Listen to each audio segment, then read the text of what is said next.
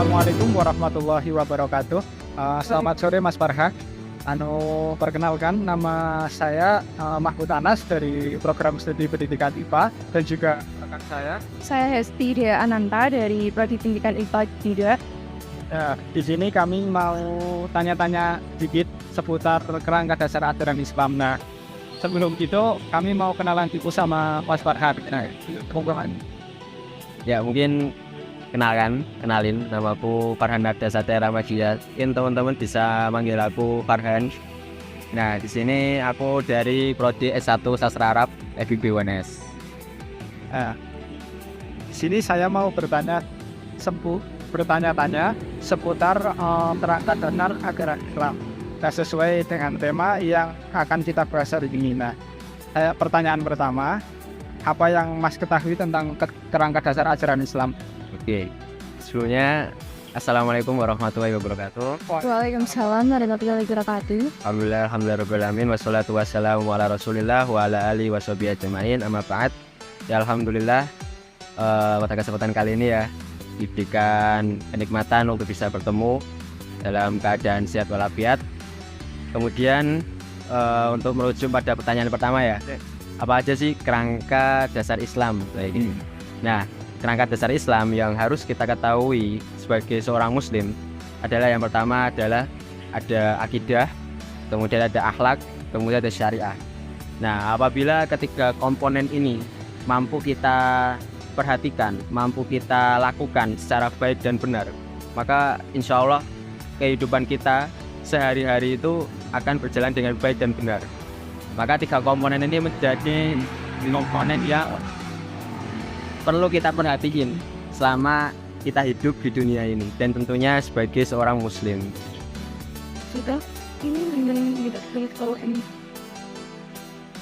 Iya.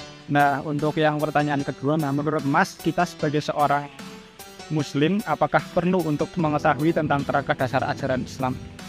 Oke, untuk seorang muslim ya, tentunya wajib bagi kita untuk mengetahui. Ya, pertama kali kan tentunya kita ta'alum ya, yaitu mengetahui, kemudian mengamalkan. Ketika kita sudah mengetahui amalan-amalannya, ketika kita sudah mengetahui kerangka-kerangka dasar Islam yang tadi, yaitu akidah, akhlak, dan syariah, maka kita harus mengamalkannya.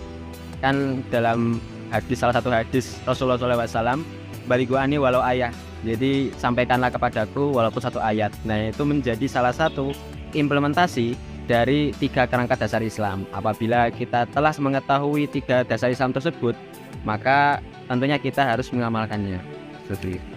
Oke, baik. Selanjutnya kan tadi Mas bilang kalau kita perlu mempelajari bagaimana kerangka dasar ajaran Islam. Nah, apa sih manfaatnya dari kita mempelajari kerangka ajaran Islam itu? Oke, untuk manfaatnya kita mempelajari kerangka dasar Islam sendiri adalah ini menjadi salah satu manfaat buat diri kita, bisa untuk manfaat buat diri kita, bisa manfaat buat orang di sekeliling kita, dan tentunya buat orang untuk kebermanfaatan semua orang. Nah, itu harus menjadi salah satu yang harus kita perhatikan. Untuk diri kita sendiri, yaitu kita menjadi pribadi yang lebih baik, mengupgrade diri kita menjadi insan yang lebih baik lagi, kayak gitu. Mungkin kita kan tentu kita adalah seorang pendosa ya kan. Kita kan bukan seorang maksum kayak gitu kan ya. Bukan seorang yang maksum seperti nabi kayak gitu, spek nabi kayak gitu kan, enggak ya. Kita manusia biasa. Tentunya ketika kita menjadi seorang pribadi yang lebih baik, tentunya kita harus mengetahui dan mempelajari tiga kerangka tersebut, yaitu mengetahui akidah atau keyakinan kita kepada Yang Maha Esa, yaitu Allah Subhanahu wa taala. Kemudian yang kedua akhlak, yaitu pribadi kita. Kemudian yang ketiga ini ada syariah. Syariah itu tuntunan dari syariat-syariat yang telah diperintahkan Allah Subhanahu wa taala kepada kita semuanya. Kemudian untuk manfaat untuk orang lain di sekeliling kita adalah bagaimana khairun nas anfa'uhum linnas. Itu sebaik-baik manusia adalah yang bermanfaat bagi manusia yang lainnya. Nah, ini masuk ke poin ketiga tadi, yaitu untuk bermanfaat ke manusia yang lain tadi. Sama. Berarti kan manfaatnya itu nggak cuma untuk individu aja, berarti untuk semua orang gitu ya misalnya.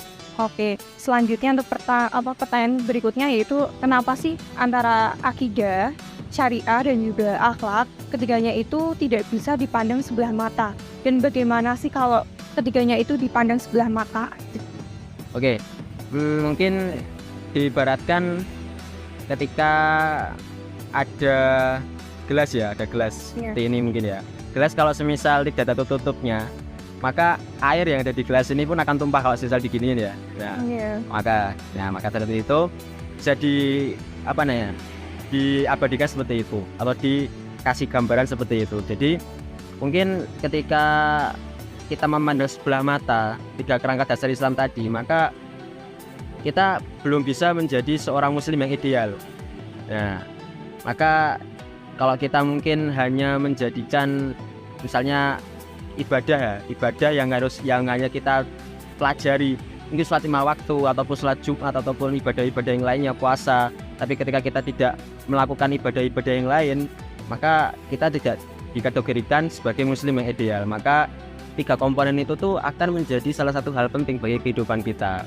Salah satunya mungkin syariah yaitu tuntunan-tuntunan perintah-perintah yang telah diberikan oleh Subhanahu wa Ta'ala. Nah, kalau misalnya kita pandang sebelah mata, misalnya yang mungkin lagi viral ya, yang di viral ada salah satu pondok pesantren yang katanya ya khutbah Jumat oleh seorang wanita, ataupun ada seorang wanita sopnya bersamaan dengan seorang laki-laki. Nah, kalau semisal kita tidak mempelajarinya atau tidak mengetahui syariat-syariat di dalamnya, maka kita ya akan stuck di situ aja. Kita nggak akan menjadi seorang muslim yang berkembang kayak gitu loh. Maka dari itu tugas kita adalah mencari tahu, mempelajari, dan tentunya kalau misal kita sudah di tahapan tersebut maka mengamalkannya. Jadi bagi saya sendiri itu kita tidak boleh memandang sebelah mata 3 komponen dasar tersebut. Bahkan itu harus dijadikan pedoman bagi kehidupan kita. Nah, tadi kan disampaikan kalau kerangka dasar ajaran Islam itu ada juga syariah sama akhlak. Nah, menurut Mas, akidah itu siapa? Oke, kalau akidah itu kan itikadiyah ya, itikadiyah. Dari kata itikadiyah itu adalah keyakinan bagi diri kita sebagai seorang muslim adanya Tuhan yang Maha Esa, yaitu Allah Subhanahu wa Ta'ala, dan tentunya menciptakan kita dari awal dan akan pokoknya menghidupkan kita dan mematikan kita nantinya. Nah, keyakinan ini adalah salah satu kunci. Kan kalau semisal ada orang yang nanya apa itu kunci surga, nah maka ini banyak yang tanya kayak gitu kan. Nah, maka kunci surga itu adalah kata la ilaha illallah, yaitu tidak Tuhan selain Allah. Nah, maka kalau semisal kita lihat ya di keranda mayat ataupun di mana-mana kayak gitu kan, atau enggak mungkin kalian lihat di bendera Arab Saudi itu ada asyhadu alla ilaha illallah. Bahkan kita masuk Islam aja, semisal ada orang yang masuk Islam itu pedoman pada syahadat, 2 syahadatain, yaitu asyhadu alla ilaha illallah wa asyhadu anna muhammadar rasulullah. Maka akidah itu adalah keyakinan kita kepada Allah Subhanahu wa Ta'ala, dan jangan menganggap remeh apa yang telah ditakdirkan oleh Allah Subhanahu wa Ta'ala. Insya Allah apa yang telah ditakdirkan oleh Allah Subhanahu wa Ta'ala itu adalah yang terbaik buat diri kita. Seperti itu. Jadi kuncinya adalah akidah itu adalah keyakinan. Akidah ini kan dibangun atas dasar rukun iman, Mas. Nah, menurut jenengan apa itu sih rukun iman, Mas? Oke, rukun iman itu adalah rukun-rukun yang tentunya harus kita imani. Kan ada rukun iman kepada Allah Subhanahu wa Ta'ala, kemudian rukun iman kepada malaikat, rukun iman kepada kitab-kitab Allah, rukun iman kepada nabi dan rasul, iman kepada hari kiamat, dan iman kepada qada dan qadar. Nah, maka kehidupan ketika kita hidup di dunia ini tuh kan hidupnya sementara ya, hidup fana kayak gitu kan. Tentunya dari kehidupan ini kita harus mengimani apa-apa yang telah diperintahkan oleh Allah Subhanahu wa Ta'ala. Yang pertama mungkin mengimani adanya Allah Subhanahu wa Ta'ala. Nah, itu maksudnya ke akidah. Jadi ada keterkaitan antara rukun iman dan akidah itu sendiri. Seperti itu. Kemudian nanti mengimani malaikat, mengimani kitab-kitab Allah, mengimani nabi dan rasul, kemudian hari kiamat dan qada dan qadar. Maka kita harus imani. Kalau misal kita nggak mengimani keenam di antara itu, maka ya kita sama aja tadi seperti yang aku sebutkan di awal, kita tidak dikategorikan sebagai muslim yang ideal. Maka kita istilahnya hanya muslim yang ikut-ikut aja. KTP. Nah, gitu. Iya. Muslim yang hanya ikut-ikut aja kayak gitu. Nah, jangan sampai kita sebagai seorang muslim tuh aku ikut orang tuaku kayak gitu kan. Aku cuma ikut orang tuaku aja yang KTP-nya Islam. Jadi aku Islam. Jadi jangan seperti itu. Nanti kalau misal ditanyain tentang ini bingung ya gitu kan. Nah, jadi kan kita sebagai seorang muslim itu harus tolabul ilmi, menuntut ilmu seperti itu. Jadi rukun iman itu adalah keimanan yang menjadi landasan dasar kita sebagai seorang muslim yang harus kita patut ketahui. Oke, pertanyaan selanjutnya yaitu karena kan akidah ini kan dibangun atas dasar rukun iman. Nah, pasti kan ada kaitannya gitu ya Mas. Untuk saya sendiri sebagai orang awam kan tentunya belum tahu gitu. Mungkin boleh Mas jelaskan kaitannya antara akidah dan juga rukun iman itu sendiri. Ya, kalau akidah sendiri kan tadi udah aku jelaskan, yaitu adalah keyakinan kita kepada Allah Subhanahu wa taala. Kemudian rukun iman adalah keimanan. Jadi ada step by step di antara kedua hal tersebut, yaitu yang pertama adalah mungkin kalau semisal di salah satu pelajaran agama Islam ataupun yang mungkin masuk pondok pesantren, itu yang pertama kali diajarkan adalah ma'rifatullah, yaitu mengenal Allah Subhanahu wa taala terlebih dahulu. Nah, maka bagaimana sih kalau semisal masuk kita langsung sholat tanpa kita mengetahui Allah kayak gitu kan. Jadi yang menjadi pelajaran pertama adalah ma'rifatullah. Ma'rifatullah itu termasuk kepada akidah. Jadi kan pertanyaannya adalah keterikatan antara akidah dan rukun iman ya. Iya. Nah, jadi yang harus kita yakini terlebih dahulu adalah yakin kita kepada Allah Subhanahu wa taala. Kemudian ketika kita sudah mengenal Allah Subhanahu wa taala, mengenal Tuhan kita dan mempercayai bahwa yang adanya Tuhan selain Allah, adanya Tuhan, hanya Allah saja yang kita tuhani, yang kita imani. Maka step yang berikutnya adalah mengimani 6 rukun tadi. Seperti tadi kan udah yakin, kemudian mengimani. Jadi ada keterkaitan di antara dua hal tersebut. Seperti itu kan.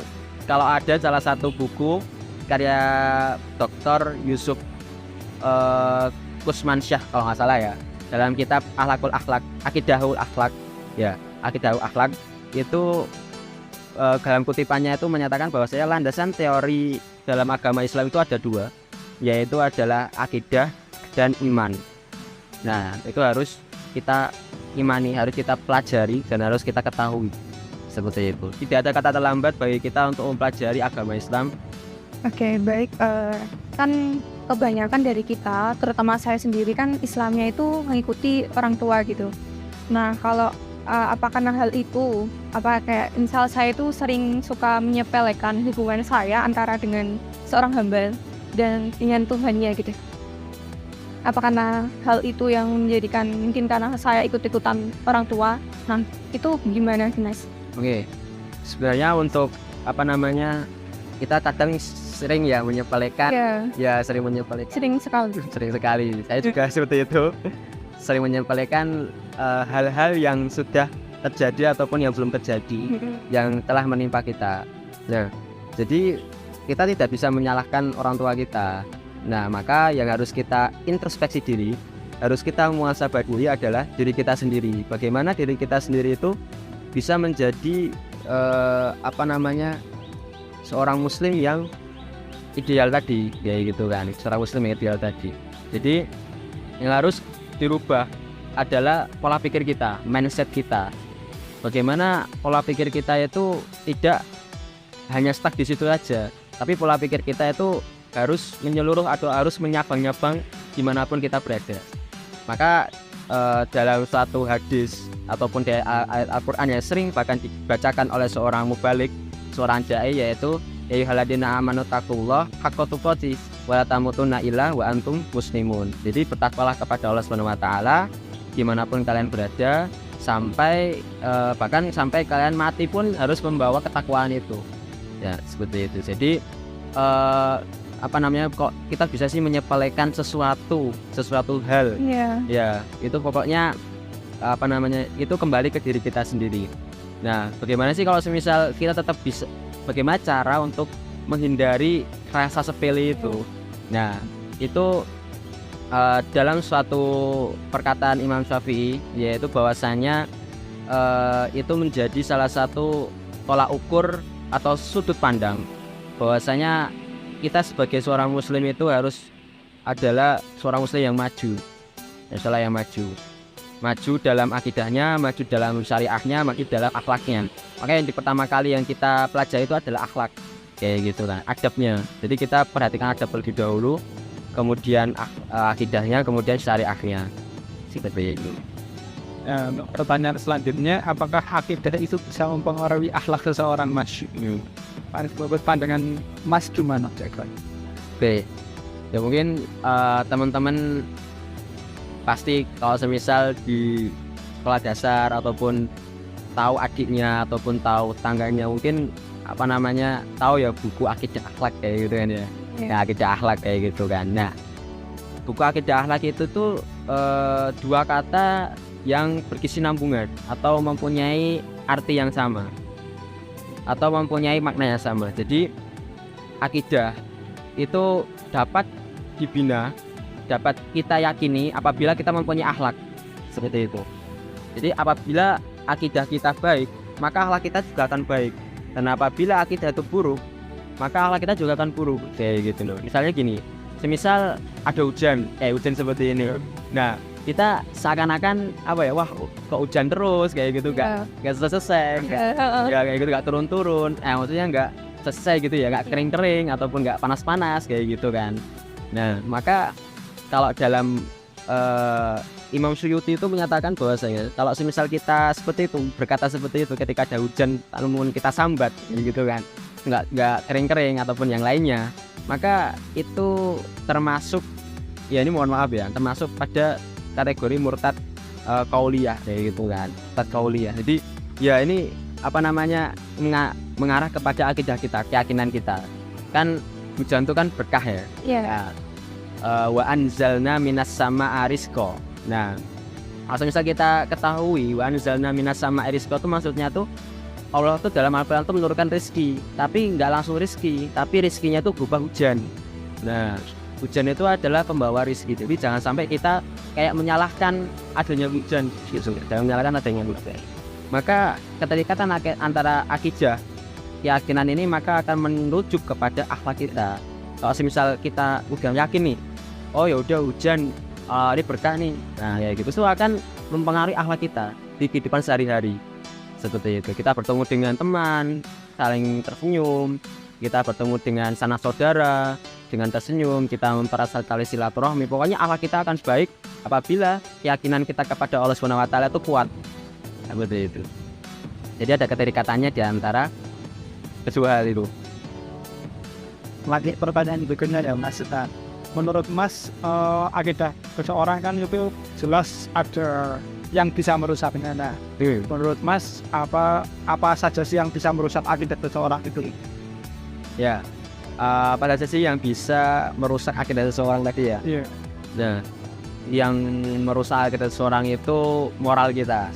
Nah, berarti dari kita sendiri, kembali lagi ke diri kita sendiri. Jadi, yang pertama kali itu moral perilaku kita.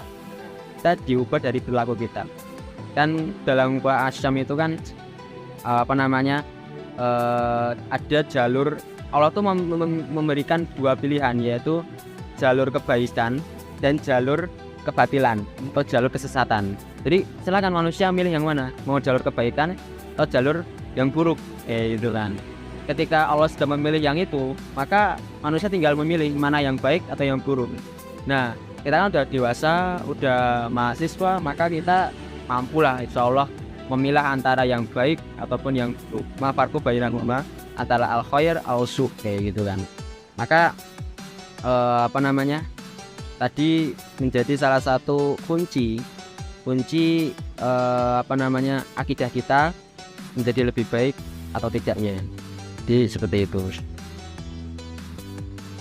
Oke, selanjutnya salah satu kasus yang menyalahi akidah itu kan sempat viral, itu aliran sesat ya Mas ya. Nah, mungkin apa tanggapan Mas tentang hal itu? Oke.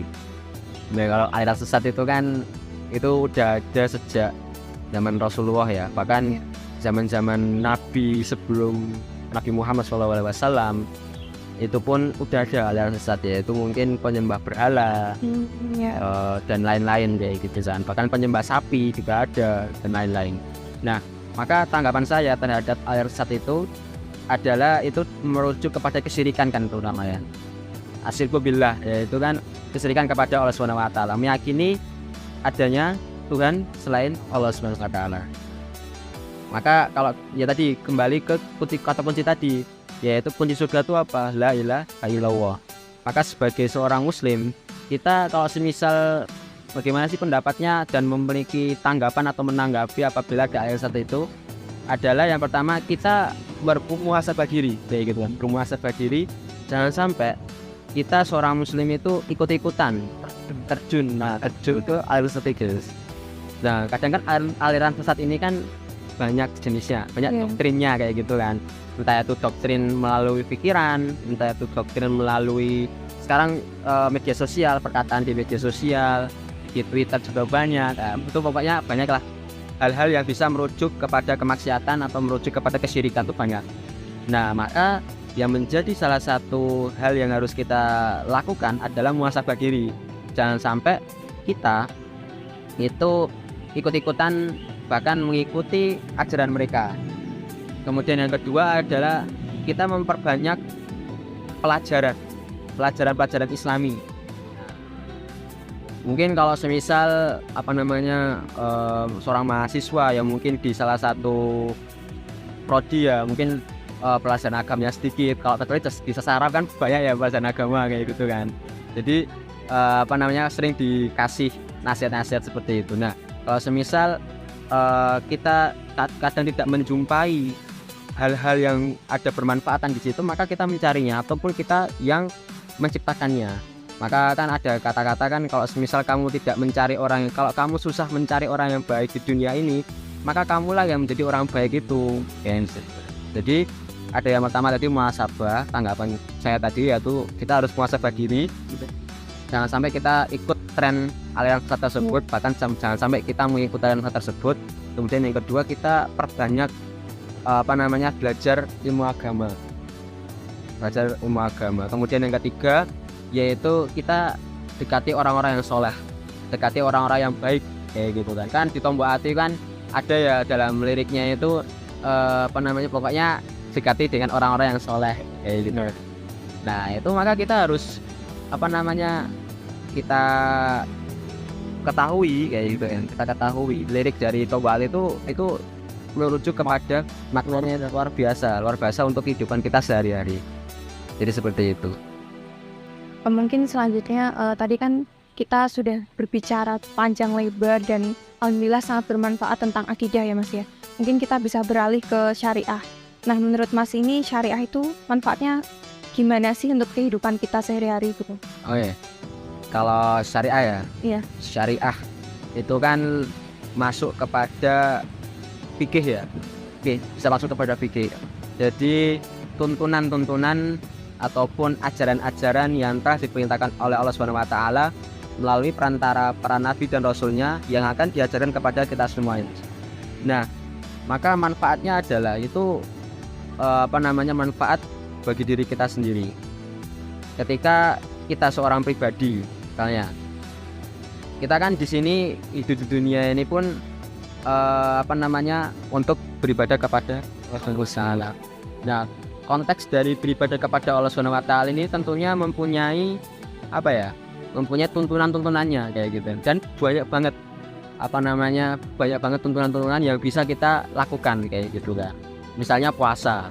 Nah, puasa itu kan ada ada peraturannya kan. Puasa mungkin sahur jam 3, kemudian bukanya jam 6 kayak gitu kan. Terus kemudian puasa itu harus menahan hawa nafsu, harus menahan lapar dan minum kayak gitu kan, makan dan haus kayak gitu kan. Jadi ada tuntunannya. Kalau semisal Allah nih, misalnya Allah Subhanahu wa taala memberikan pengajaran kepada umat manusia, kamu suruh puasa, tapi nggak dikasih tuntunannya, nggak dikasih pengajarannya, ya manusia seenaknya, kayak gitu kan. Sama halnya polisi ngasih undang-undang lalu lintas. Ada lampu merah harus berhenti, lampu kuning harus hati-hati, lampu hijau jalan. Nah, kalau semisal polisi itu hanya memberikan undang-undang melalui tulisan tanpa mengetahui atau tanpa memberikan contoh kayak gitu kan. Ya manusia ataupun masyarakat juga akan berperilaku seenaknya dong. Ya. Jadi seenaknya dewe gitu. Semena-mena. Semena-mena. Bahasanya Indonesia ini kan negara hukum. Kan Panitia 9 tuh ya. Kalau di sejarah itu Panitia 9 tuh sempat merumuskan 5 Pancasila. Nah, Pancasila yang pertama kan sempat ya. Yang pertama itu kan pokoknya ada kata-kata ketuhanan dengan menjalankan syariat Islam kayak gitu kan. Nah, akhirnya dari Panitia 9 itu kan ada yang non muslim juga dan nggak setuju dengan adanya kata-kata tersebut karena bagi mereka mungkin memberatkan umat yang lainnya untuk menjalankan syariat tersebut kayak gitu. Jadi Indonesia ini kan negara hukum yang sudah dirumuskan atau sudah dimusyawarahkan secara bersama.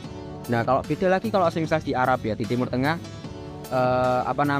kok hukumnya bisa syariat Islam, ada potong tangan misalnya, ada perempuan nggak boleh nyetir mobil misalnya, perempuan nggak boleh nonton bioskop ataupun yang lainnya, maka itu kembali ke masyarakatnya bisa menerima atau tidak. Nah, mungkin di Arab itu mayoritas Islam, mayoritas Islam, tapi di sana kan juga ada orang-orang non Muslim, ya kan. Tapi non Muslim itu, maka orang-orang Arab itu dari salah satu buku salah satu imam di Mesir, Imam Al-Azhar itu pernah memberikan kutipan bahwasanya di sejarahnya itu orang-orang di Arab itu sebelum mereka menjalankan syariat Islam itu tanya dulu orang-orang Muslim itu mampu nggak menjalankan syariat Islam.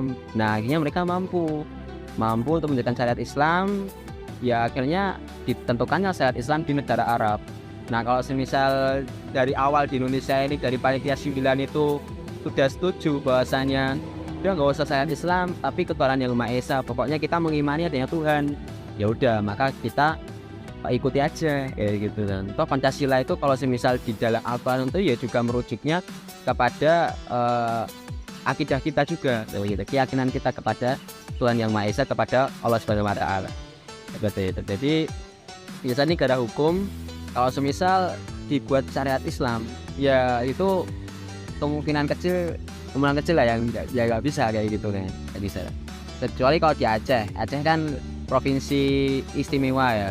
Iya. Istimewa karena provinsi di sana itu udah punya kesepakatan antar masyarakatnya bagaimana kalau misal ada hukuman gini, ada potong tangan, ada rajam ataupun yang lainnya kayak gitu kan. Akhirnya dari mereka udah setuju dan masyarakatnya kompak, ya udah berlaku kayak gitu. Seperti itu. Jadi kembali ke masyarakat itu atau adat istiadatnya.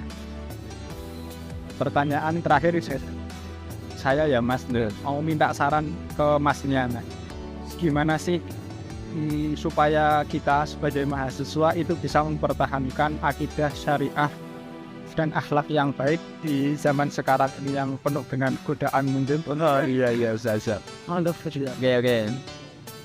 Ya. Oke, untuk mungkin nasihat bagaimana untuk mempertahankan pemudi zaman sekarang agar mempertahankan akidah syariah dan akhlaknya. Maka kuncinya yang pertama adalah kita harus belajar karena belajar itu kan utlubul ilma ilaladi. Jadi kita menuntut ilmu itu dari lahir hingga liang lahat, jadi hingga akhir kematian nanti, seperti itu. Jadi kita jangan gengsi, kita udah jangan malas dan jangan malu. Kita udah mahasiswa mau belajar agama, ya nggak ada rasa gengsi, nggak usah gengsi ya gitu kan. Ya gitu. Jadi yang pertama kali pesan saya adalah kita nggak usah gengsi dalam mempelajari agama. Ya gitu, karena itu adalah hal yang penting buat diri kita, bukan untuk orang lain. Seperti itu, buat diri kita sendiri. Nah, kemudian yang kedua adalah kita jangan sampai meremehkan atau mungkin jangan sampai kita tidak bersyukur. Nah, itu penting. Jadi kunci kebahagiaan itu kan adalah bersyukur ya. Banyak perempuan pemudi itu yang mungkin mohon maaf gitu kan, bahagianya kurang, sering sedih ataupun sering overthinking kayak gitu karena mungkin mereka kurang bersyukur. Nah mungkin konsep bersyukur ini itu bisa dimasukkan kepada 3 komponen tadi, akidah, syariah, dan akhlak tadi. Jadi apapun yang telah diberikan oleh Allah Subhanahu wa taala itu ya patut kita syukuri ya gitu. Kadang Allah Subhanahu wa taala tuh memberikan kita itu apa yang kita butuhkan, bukan apa yang kita minta. Gitu kan. Kadang kita mintanya A, tapi Allah Subhanahu wa taala memberikan yang C atau B gitu kan. Jadi Allah tuh mempunyai skenario yang indah bagi kita semua ya. Jadi kemudian yang ketiga yaitu yang terakhir, yaitu bahwasanya kita bagaimana mempertahankan akidah, syariat, dan akhlak, yaitu mengamalkannya. Jadi tadi ada belajar, kemudian bersyukur, dan mengamalkan. Pengamalan ini tuh harus utama. Kalau misal kita hanya belajar tanpa kita mengamalkan, percuma saja, percuma saja. Kita akan lupa, kayak gitu lah. Kita nggak akan bisa mempengaruhi di sekitar kita, kayak gitu kan. Dan konsep takwa itu ada 2, yaitu hablum minallah dan hablum minannas. Tali hubungan Allah tuh baik, maka tali hubungan dengan manusia juga baik, ya gitu lah. Kalau misalnya tali hubungan manusia itu tidak baik, tapi tali hubungan Allah dengan Allah itu baik, maka sama-sama aja kita hampa. Apa yang kita kerjakan tuh hampa dan tidak ada nilainya. Jadi ada 2 keterikatan tersebut, yaitu kita harus mengamalkan apa yang telah kita kerjakan, apa yang telah kita pelajari selama ini, maka kita amalkan kepada orang-orang di sekitar kita. Seperti itu, mungkin pesan saya seperti itu. Mungkin secara garis besarnya itu yang pertama kita nggak boleh gengsi gitu ya Mas, karena kalau tadi Mas bilang kan kalau nggak ada kata terlambat untuk belajar agama gitu. Terus yang kedua, berarti kunci utama dalam hidup itu sebenarnya adalah bersyukur, betul nggak Mas? Dan setelah itu dari kita setelah mengetahui akidah, syariah, dan akhlak sendiri, berarti kita harus mengamalkan ketiganya tersebut. Oke, terima kasih ya Mas atas infonya, atas pengetahuan dan juga wawasannya. Sangat bermanfaat, alhamdulillah sekali buat kita. Dan mungkin dari saya terima kasih ya Mas. Terus juga terima kasih banyak Mas sudah menyempatkan waktu buat ini, buat sore-sore malah. Iya. Aman. Maaf sekali. Ya, apalagi juga hujan, maaf ya Mas. Aman. Bekah. Mungkin dari saya cukup sekian atas tutur kata yang memang mohon maaf kurang berkenan dan sangat tidak formal. Saya mohon maaf sekali lagi Mas. Nah kurang lebihnya mohon maaf. Wabillahi taufiq wal hidayah. Assalamualaikum warahmatullahi wabarakatuh. Waalaikumsalam warahmatullahi wabarakatuh.